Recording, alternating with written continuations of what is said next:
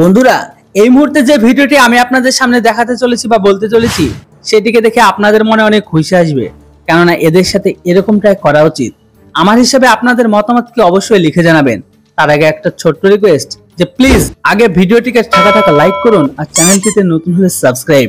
বন্ধুরা, এই মুহূর্তে ইসরায়েলের সেনা ভীষণভাবে আলোচনা হচ্ছে, এই জন্য না যে গাজা পট্টিতে তাবড়তোড় অ্যাকশন নিচ্ছে, বরং সেটাকে নিয়ে তো অলরেডি পুরো আরব ওয়ার্ল্ডে বদনাম হয়ে গেছে, বিশেষ করে এম শ্রেণীর বা তাদের বোর্ডের মাঝে। কিন্তু এই ইসরায়েল এসে এমন কিছুটা করে দিয়েছে এখন, যেটার জন্য তাদেরকে মাপকে পর্যন্ত যেতে হয়েছে। এমনকি কিছু এম শ্রেণীর লোক এই ঘটনাটিকে সম্পূর্ণ ভারতীয় আর্মির সাথে কম্পেয়ার করেছে, যেটা আজকে আমি আপনাদের এই ভিডিও শেষে বলবো। বন্ধুরা, এখানে কথা হচ্ছে ইসরায়েলের ওয়েস্ট ব্যাংকে দখল করা শহর জেনিনকে নিয়ে, যেখানে ইসরায়েলের সেনাবাহিনী কিছুটা বড় অ্যাকশনকে দেখিয়েছে। কিছু মিডিয়া রিপোর্টস অনুসারে ইসরায়েল দখল করা জেনিন শহরে ছাপামারির সময় ইসরায়েলি সেনাবাহিনী একজন সন্দেহভাজন ব্যক্তিকে ধরে, যে ইসরায়েলে হামলা সম্পূর্ণ ঘায়েল হয়ে যায়। আসলে এই ঘায়েল ব্যক্তিটি ছিল হামাস জঙ্গি আজমি, যে ছিল জেনিনের বসবাসকারী ব্যক্তি। তো এই ব্যক্তিটি যখন ইসরায়েলের আক্রমণে ঘায়েল হয়, তখন তার ফ্যামিলি ইসরায়েলের সেনার কাছে রিকোয়েস্ট করে যে হামাস জঙ্গিকে হসপিটালে নিয়ে যাওয়ার জন্য রিকোয়েস্ট করে তাদের কাছে, কেননা ইসরায়েলের সেনার কাছে সেই মুহূর্তে অ্যাম্বুলেন্স ছিল।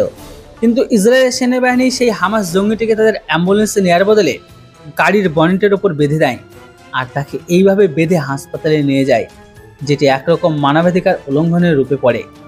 ইসরায়েলের সেনাবাহিনী এটা সেই কারণে করে, কেননা জঙ্গি হামাস যখন আক্রমণ করেছিল ইসরায়েলের ঘরে, তখন হামাস জঙ্গিরা ইসরায়েলের ছোট শিশুকে নিয়ে যেভাবে গাড়ির বনেটে বেঁধে ঘুরেছিল, সেই দৃশ্য আপনারা সবাই জানেন। তাই ইসরায়েলের সেনাবাহিনী এই রাগকে আর কন্ট্রোল করতে পারেনি।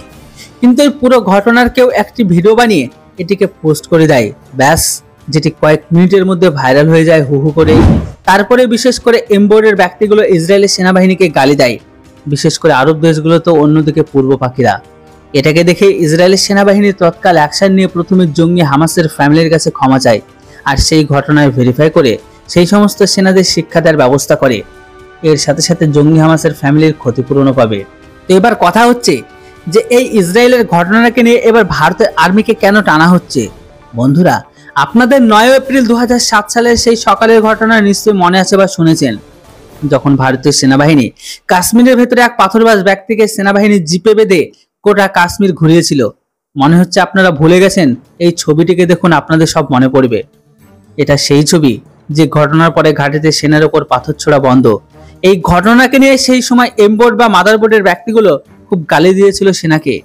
এটাকে আবার অনেক মানুষ সঠিক শিক্ষা বলেও মেনে নিয়েছিল। তো সেই দিন এই ব্যক্তিটিকে, অর্থাৎ পাথরবাজ ব্যক্তিকে যেভাবে গাড়িতে বেঁধে ঘুরেছিল, তো সেখানে সেই সেনাকে সম্মানিত করা হয় ভারতের ভেতরে। কিন্তু এখন সেম জিনিস যখন ইসরায়েলের ভেতরে দেখা যায়, তখন তারা ভারতের সাথে কম্পেয়ার করে। তো এখানে যারা কম্পেয়ার করছে সেটা কারা, আপনারাও সেটা জানেন।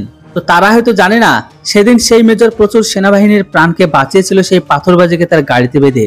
কিন্তু এখানে ইসরায়েলের সেনাবাহিনী শুধুমাত্র তাদের বদলা নেওয়ার জন্য তাদের গাড়ির বনেটের উপর বেঁধে তাকে হসপিটালে নিয়ে যায়। আর এই জন্য ভারতীয় সেনাবাহিনী সবার থেকে আলাদা এমনকি মহান। বন্ধুরা, এবার আপনারা বলুন, ইসরায়েলের সেনাবাহিনী যেটা করছে সেটা ঠিক না ভুল? আমি যদি ইসরায়েলের দিকে দেখি তাহলে অবশ্যই ঠিক, কেননা ইসরায়েলের নাগরিকের সাথে অশান্তিকারী ব্যক্তি হামাসগুলো যা করছে সেটার জন্য এটা অতীব কম। এবার আপনাদের মতামত অবশ্যই কমেন্ট বক্সে লিখে জানান। Thanks for watching. জয় হিন্দ, বন্দে মাতরম।